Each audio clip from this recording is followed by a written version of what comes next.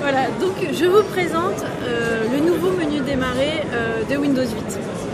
Donc je vous montrerai après, mais Windows 8 c'est toute une expérience et en fait quand vous lancez Windows 8, vous arrivez sur ce nouveau menu que vous allez personnaliser à 100%. Donc, vous allez pouvoir choisir la couleur derrière, les applications que vous installez. Donc pour aller choisir de nouvelles applications, vous avez maintenant ce qu'on appelle le Windows Store, donc que je lance ici, qui va me promouvoir justement les applications. Il y a combien d'applications dans le Windows Store à peu près? Pour l'instant autour de 10 000 à peu près.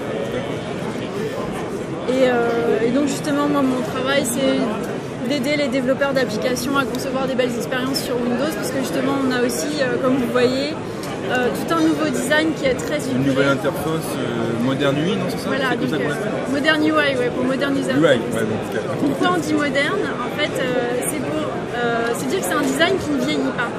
Beaucoup moins qu'un design qui serait peut-être plus marqué. Là c'est très épuré, très centré sur le contenu.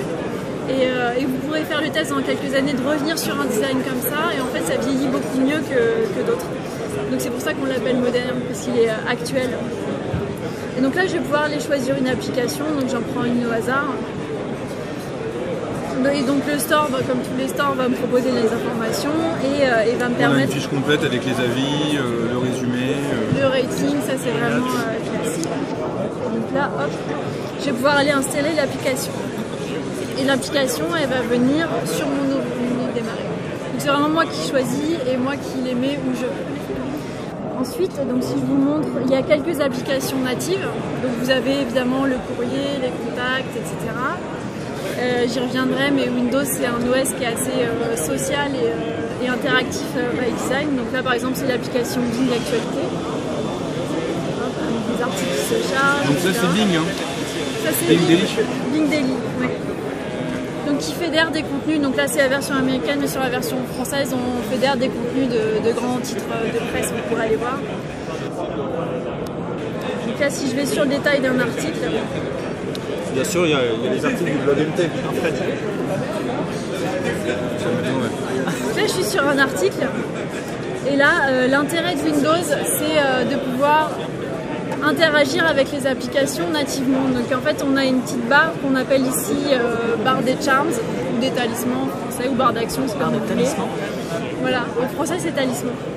Et qui va en fait factoriser toutes les actions que vous faites le plus couramment dans les applications. Donc le plus couramment, souvent vous cherchez du contenu dans les applications. Donc là vous allez avoir la recherche. Vous avez toujours des paramètres à mettre quelque part, vous avez toujours un partage potentiellement à faire. Et l'idée c'est que justement comme on demande aux éditeurs de simplifier leur interface et de la centrer sur le contenu, ils vont pouvoir en fait utiliser ces commandes-là. Donc où que vous soyez dans Windows, vous aurez toujours ces commandes-là. Par exemple, si je veux partager le contenu de mon article, il va me proposer toutes les applications installées dans Windows qui me permettent d'aller partager. Là, si je choisis Mail, je ne sais pas s'il est configuré, mais hop. Tu peux marcher avec Twitter, Facebook. Voilà. Et ce qui est intéressant, c'est que c'est Windows qui gère ça, c'est-à-dire que le jour où vous installez Facebook ou vous installez l'application Twitter, vous n'avez rien à faire. Toutes les autres applications, elles pourront par défaut aller partager sur celle-là.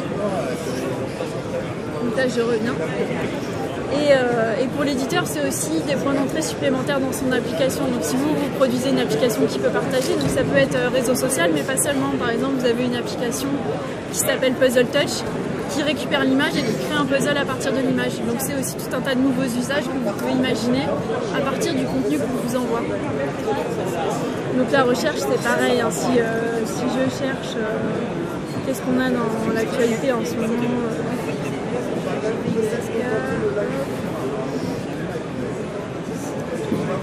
Voilà, vous pouvez lancer une recherche directement dans l'application. Et là, vous voyez aussi toutes les applications qui peuvent aller faire une recherche. Donc, admettons que vous n'êtes pas satisfait du résultat, c'est pas grave. Donc là, si je vais par exemple dans Bing, il va me lancer exactement la même recherche. Et je vais pouvoir aussi comparer.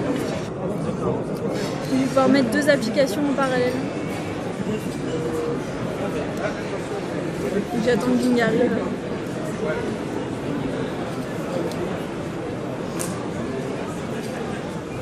Donc par exemple, si je veux continuer de regarder le store pendant que je fais autre chose et que je peux consulter les news, je peux le faire. Et ce qui est intéressant, c'est que que je vais pouvoir aussi le faire sur le desktop. Est-ce que j'ai lancé le desktop? Non, je crois pas. Hop. Celui-là. Voilà.